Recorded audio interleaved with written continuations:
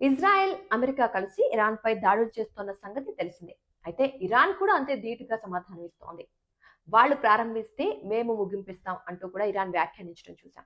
మరి నిజంగా Israel, America లాంటి ఇంత పెద్ద ఆయుధ సంపత్తి, ఇంటెలిజెన్స్ వ్యవస్థ, సైనిక వ్యవస్థ ఉన్న 2 దేశాలతో ఇరాన్ పోటీ పడగలదా అని మనం ఒక్కసారి ఆలోచించుకుంటే అసలు ఇరాన్ ఎందుకిలా మాట్లాడుతోంది? నిజంగా ప్రగల్భాలు పలుకుతోందా? అంత ధైర్యం ఉందా? అని ఒకసారి చూసినట్లయితే ఇరాన్ కూడా చిన్న దేశం ఏమి కాదు. మంచి ఆయుధ సంపత్తి ఉంది. అణు వ్యవస్థ ఉంది. అలాగే సైనిక సామర్థ్యం కూడా ఉంది.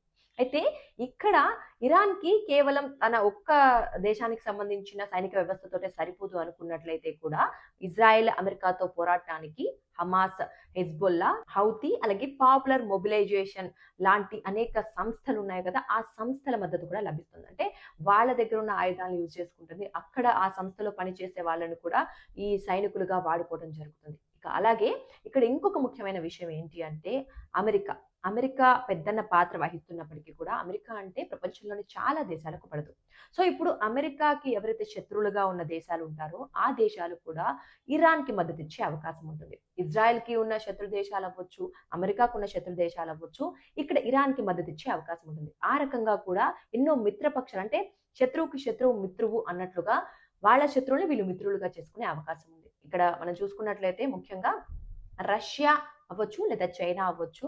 అమెరికాకి రష్యా, చైనాకి పడదు కాబట్టి ఖచ్చితంగా ఇరాన్‌కి మద్దతిచ్చే అవకాశం ఉంది. ఒకవేళ అంతవరకు పరిస్థితులు వెళ్ళినట్లయితే ప్రపంచ యుద్ధానికి దారి తీసే పరిస్థితులు వస్తున్నాయి అనుకున్నట్లయితే.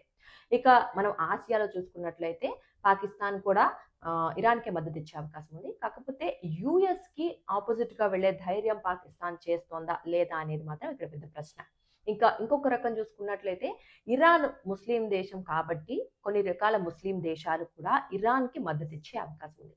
ఈ రకంగా చూసుకున్నట్లయితే అంటే ఇరాన్ తన ఒక్కళ్ళ బలాన్నే చూసుకోవట్లేదు. ఇక్కడ ఇన్ని దేశాల మద్దతు తనకు లభిస్తోంది. కాబట్టి మా దగ్గరున్న వ్యవస్థతో పాటు వాళ్ళ ఆయుధాలను కూడా మేము వాడుకుంటాం. వాళ్ళ సైనికులు కూడా మాకు సపోర్ట్ చేస్తారు అనే ఒక్క కారణంతోటి ఏ మాత్రం తగ్గకుండా ఇజ్రాయెల్ కావచ్చు, అమెరికా కావచ్చు ధీటుగా సమాధానం చెప్తుంది. ఒకవేళ నిజంగా ఇదే గనక జరిగితే అది ప్రపంచంలో విపత్కర పరిస్థితులకు దారితీస్తుంది. మూడో ప్రపంచ యుద్ధం వచ్చినా ఆశ్చర్యపోనవసరం లేదు.